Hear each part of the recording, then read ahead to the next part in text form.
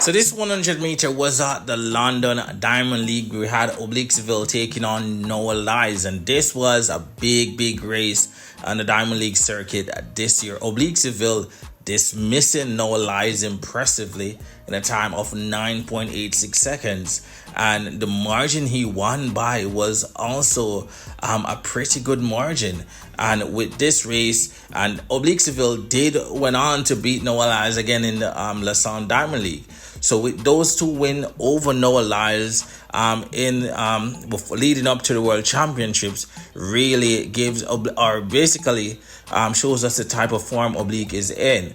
But we must say every year leading up to the big championship, Oblique Seville always looks good. He always look impressive running those races, and I believe many male athletes do fear him. But for some reason, he can't produce on the world stage. It just can't happen for championships, being that we're in the World Championship season. World Championships is approximately 7 days away. And it will be in Tokyo, Japan. So we'll be providing all the updates. So if you're all new to this channel, please go ahead and subscribe. But yeah, Oblique Seville last World Championships finish, he clocked the same time as second, third, and third place.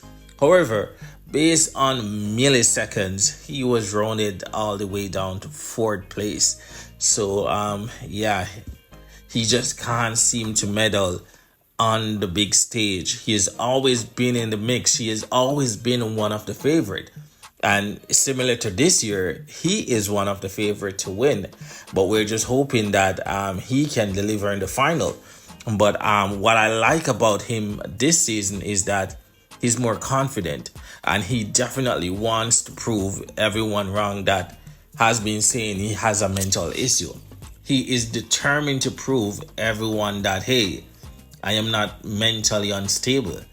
What I go through is injuries that athletes suffer from. And he stated that in an interview that what happened at the Jamaican National Trials, anyone that knows about track and field, likewise the athletes, they would have known what he was going through at the moment. And that is probably one of the reasons when we saw Kishane went over to him to make sure that he was okay, because he stated that he was really feeling his hamstring basically.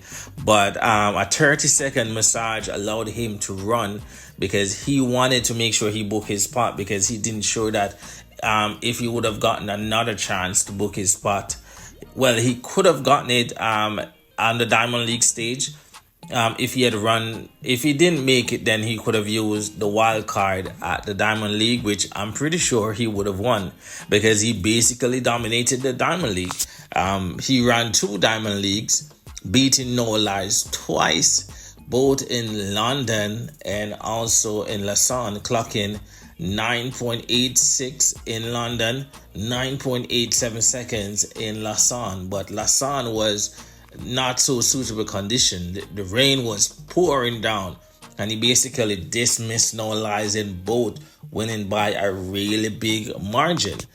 So yeah, if he had not qualified at the Jamaican National Trials, then he could have used that option or the Knockout Championship. But he wanted to make sure he sealed his spot at the Jamaican National Trials. Luckily, the starters, they were lenient with him. He got a 30-second massage and he was up.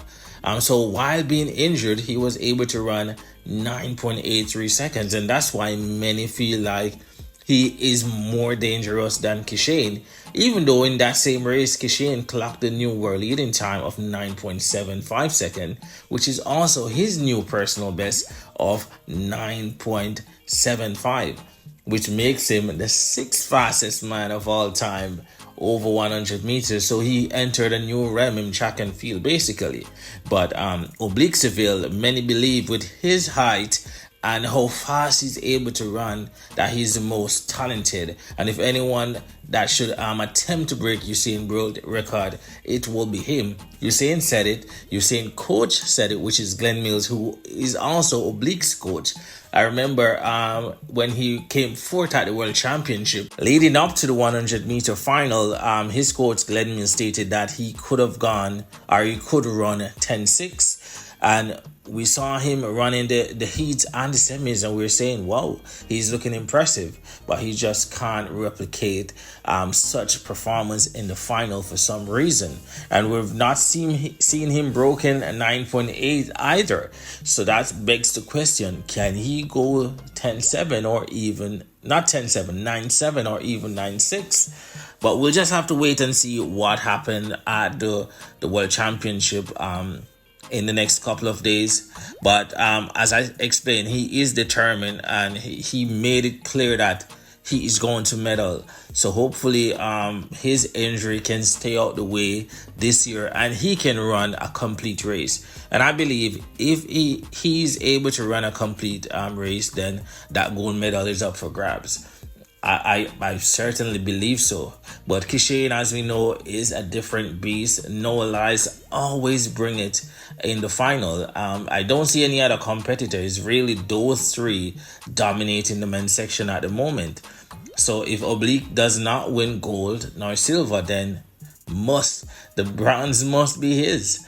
But we'll just have to wait and see what transpires at the World Championships. And based off what I've seen, he seems to be in really good shape, and his mindset, as I explained prior to the other season, seems very different. He's more focused and, as I explained, determined. So we just have to wait and see what he produces. But definitely, I'm hoping for the best for him. For Kishane, we also have Akeem Blake, who will be running in the 100 meters as well. Hopefully he can run his best race. At the Olympics, he made it to the semifinal, did not make it to the final. Hopefully he can do one better this time, and possibly Jamaica can win a 1, 2, 3.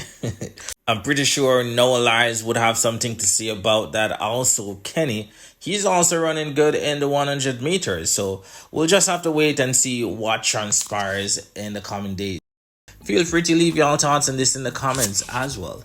Thank you for watching. Remember to subscribe, that way y'all don't miss out on any of the updates in track and field.